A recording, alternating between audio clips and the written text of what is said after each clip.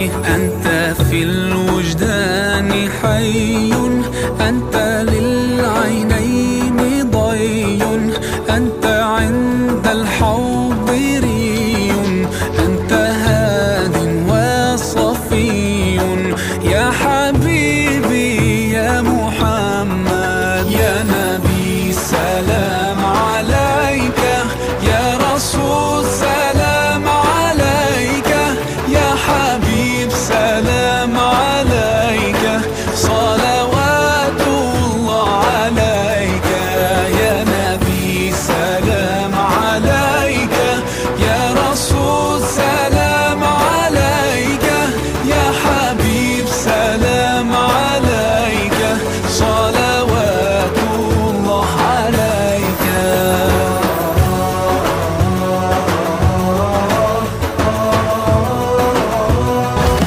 طاهر القلب نقي الذاكر لله، المصطفى صافي صلى عليه الله، أخلاقه وصفاته سبحان من سواه، وقدوتي وحبيبي ودعوة النجاة، يا رسول الله يا حبيب الله، فاكتب لنا نلقاه ندعوك يا رباه.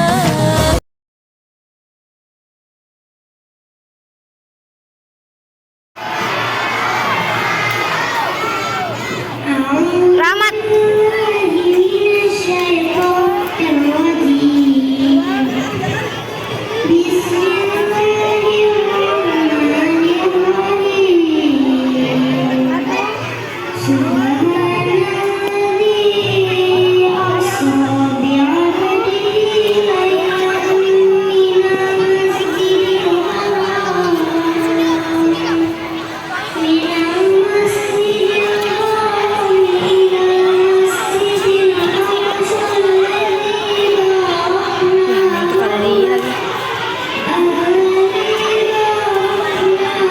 Sewa berapa, Bang? 10 juta. Edat deh. Ya.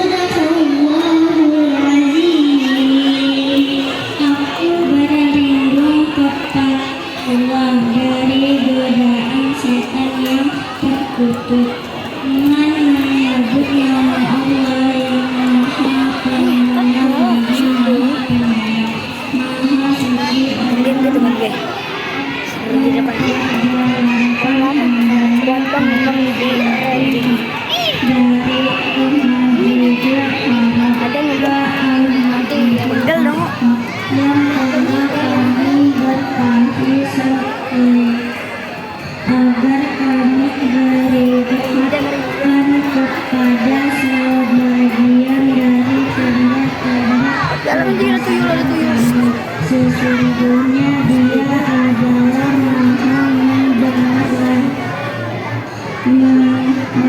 Tahu, dan Kami berikan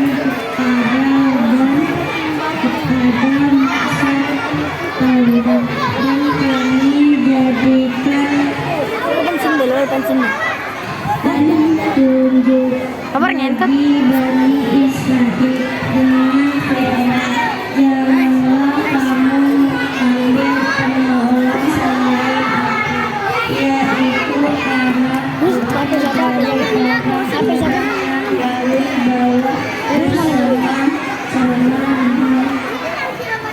Sungguhnya dia adalah Guru nompat bukan? Guru nompat. Oh belum.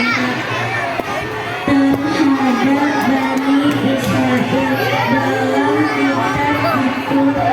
Sesungguhnya kami akan membuat kerusakan bumi ini 2 kali dan pasti kamu akan mengumpulkan diri dengan kesaksian yang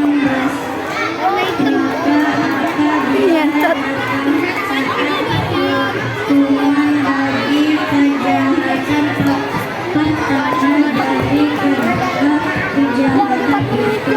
Kami datang kepadamu hamba-hamba kami yang mempunyai kekuatan yang besar, lalu mereka bekerja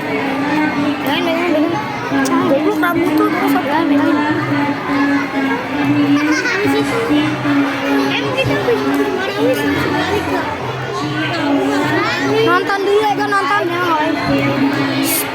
Berisik. Assalamualaikum warahmatullahi wabarakatuh. Aduh, capek keren. Cakep. Cakep.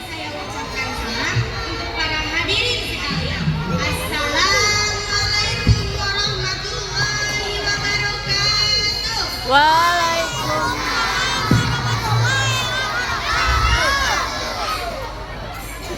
Yang terhormat kepada Ibu Kepala Sekolah SD Jarbaru 3 dan SD Jarbaru 4, dan juga yang terhormat Ibu serta Bapak Guru dan para karyawan SD Jarbaru 3 dan 4. Tak lupa juga teman-teman yang sangat saya sayangi. Pada kesempatan hari ini saya ingin menceritakan tentang kisah Nabi Isa alaihissalam. Pada zaman dahulu, Mesir dipimpin oleh raja bernama Firaun. Raja Firaun dikenal sangat zalim dan sombong. Raja Firaun juga memerintahkan kepada rakyatnya untuk menyembah Firaun. Pada suatu malam, Raja Firaun bermimpi bahwa Mesir terbakar kecuali rumah-rumah kaum Bani Israil. Lalu Raja Firaun pun mengumpulkan ahli sihir dan para peramal untuk menafsirkan mimpi tersebut. Para peramal berkata, "Wahai Firaun, sebentar lagi akan lahir seorang bayi laki-laki yang akan membinasakan penduduk Mesir."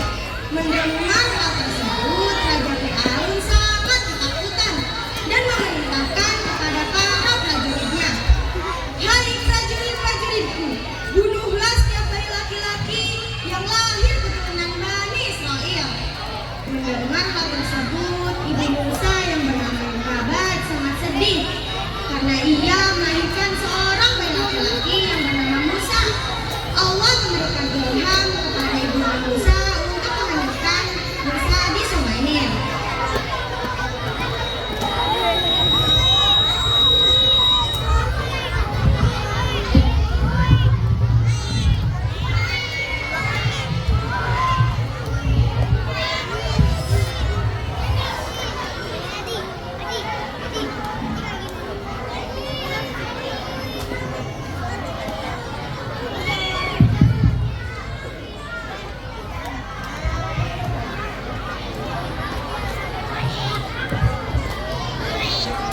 Bagaimana nasib anakku ini, ya Allah? Hambamu takut bayiku dibunuh oleh Raja Firaun. Hanya nasibnya kau lahir di zaman raja yang kejam. Bahkan ibunda terpaksa ibunya harus menghamilkanmu. Semoga ada orang yang merawatmu dengan baiknya. Bahkan ibunya.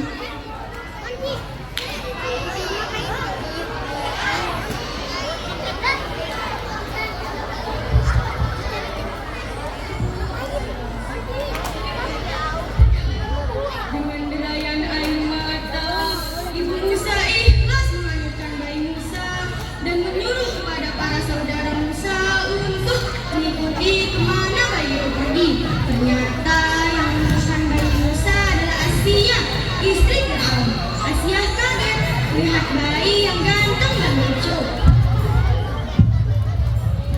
Asia pun menggendong bayi besar.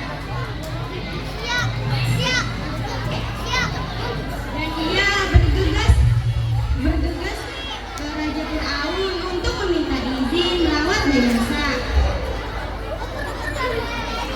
Namun bayi Musa menolak, tapi Asia selalu memohon kepada Raja Fir'aun untuk merawat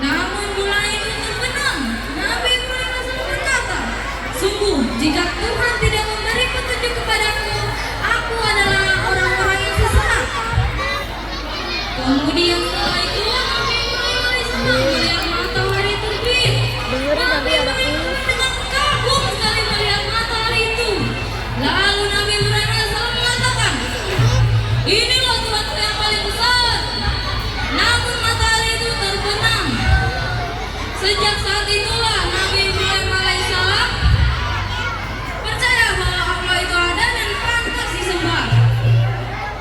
Nabi Ibrahim alaihissalam kemudian menemui ayahnya Azar. Nabi Ibrahim alaihissalam berkata, "Wahai ayah, apa yang menyembah patung-patung berhala yang tidak bisa melihat dan tidak bisa berbuat apa-apa?" Ayahnya pun marah dan menolak Nabi Ibrahim alaihissalam. Namun Nabi Ibrahim alaihissalam tetap anak yang soleh. Nabi Ibrahim alaihissalam tetap mendoakan ayahnya. Pada suatu hari diadakanlah pesta meriah yang sangat besar diadakan oleh Raja Namrud. Namun Nabi Ibrahim alaihissalam mengambil kesempatan itu untuk tidak ikut ke pesta besar itu karena Nabi Ibrahim alaihissalam akan menghancurkan patung-patung berhala. Nabi Ibrahim alaihissalam menghancurkan patung-patung berhala kecuali satu patung yang paling besar yang tidak dihancurkannya. Patung itulah yang dikalungi Nabi Ibrahim alaihissalam dengan sebuah kapal. Akhirnya setelah selesai berpesta, Raja Namrud dengan pengikutnya pergi ke tempat persembahan. Alangkah terkejutnya Raja Namrud melihat tempat persembahan yang telah dihancurkan. Kecuali ini pasti perbuatan Nabi Ibrahim alaihissalam. Kemudian Nabi Ibrahim alaihissalam dihakimi oleh hakim dan dibawa ke hadapan Raja Namrud. "Hai Ibrahim, apakah engkau yang menghancurkan patung-patung berhala itu? Apakah engkau melihat perbuatanku?" "Tidak, tapi ada yang mencoba masuk ke tempat persembahan itu." "Aku memang masuk ke tempat persembahan itu, tapi untuk melihat patung besar itulah yang menghancurkan patung-patung kecil. Apa kau tidak melihat kapak yang dibawanya?" "Mustahil, kalau patung itu besar, namun patung itu tidak bisa berbuat apa-apa." "Benarkah begitu?" "Benar. Kalau memang benar begitu, mengapa Anda menyembah Tuhan yang tidak bisa berbuat apa-apa? Sembahlah Allah Subhanahu wa Ta'ala yang menciptakan alam semesta beserta isinya." "Cukup Ibrahim, kau harus jatuhi hukuman seberat-beratnya." Kemudian setelah itu pengikut Raja Namrud kagum dengan jimat Nabi Ibrahim alaihissalam. Akhirnya Nabi Ibrahim alaihissalam dijatuhi hukuman mati, yaitu dengan cara dibakar di atas kayu-kayu dengan hidup-hidup. "Bangunlah Ibrahim, bangunlah Ibrahim, ha ha ha ha." Namun Allah Subhanahu wa Ta'ala telah memberikan mukjizat kepada Nabi Ibrahim alaihissalam dan kepada api agar api itu menjadi dingin. Tidak satupun tubuh Nabi Ibrahim alaihissalam yang terbakar oleh api. Allahu Akbar, Allahu Akbar, Allahu Akbar. Seperti yang terdapat pada surat Al-Anbiya ayat nomor 9. Bismillahirrahmanirrahim.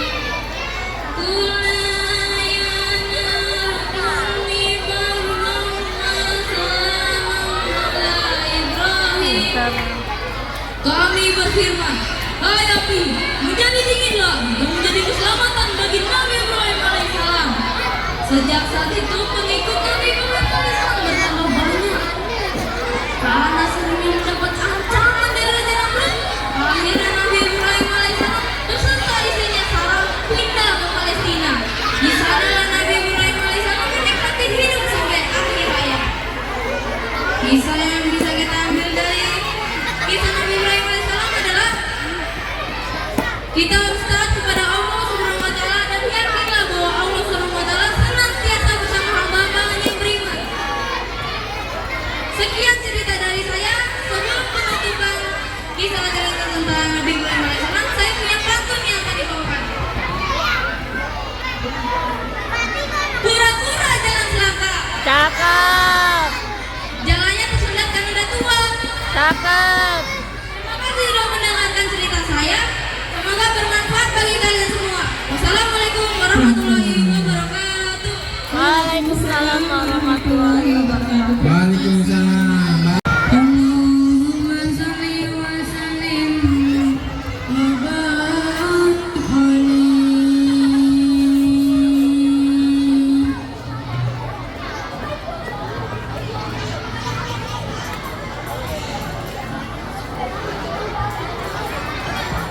Ya Rasulullah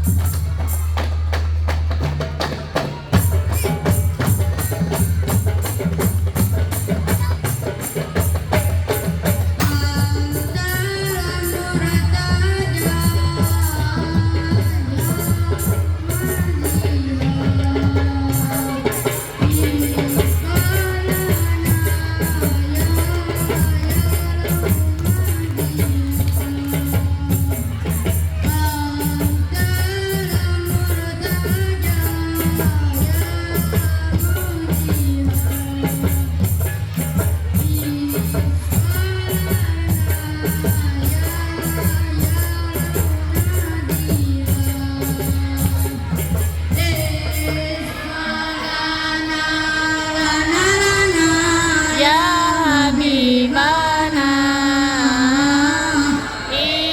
isfalana lana lana ya habibana laka syafaat ya Rasulullah ya nabi ya nabi Ya Rasulullah,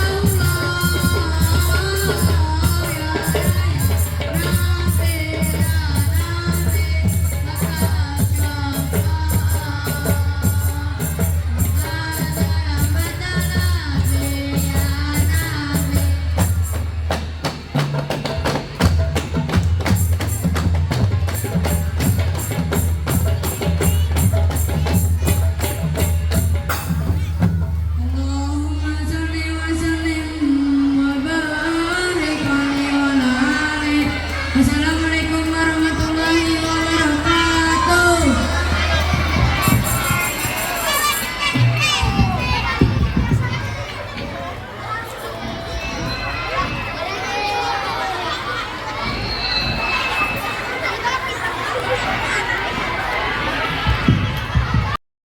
Terima kasih untuk bisa dan Bapak. Assalamualaikum warahmatullahi wabarakatuh.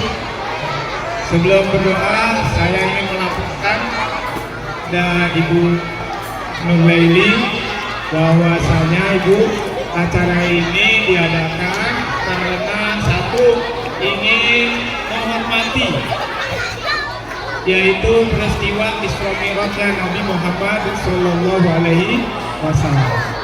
Yang kedua, Ibu, kita ini sebagai apresiasi untuk anak kita bahwasanya nanti tanggal 8 Februari GA Johar Baru mengadakan loket A. Maka itu inilah sarana untuk pra lomba. Lomba anak-anak ditampilkan agar tumbuh mentalnya berani sehingga apa yang kita harapkan nanti bisa terlaksana. Amin.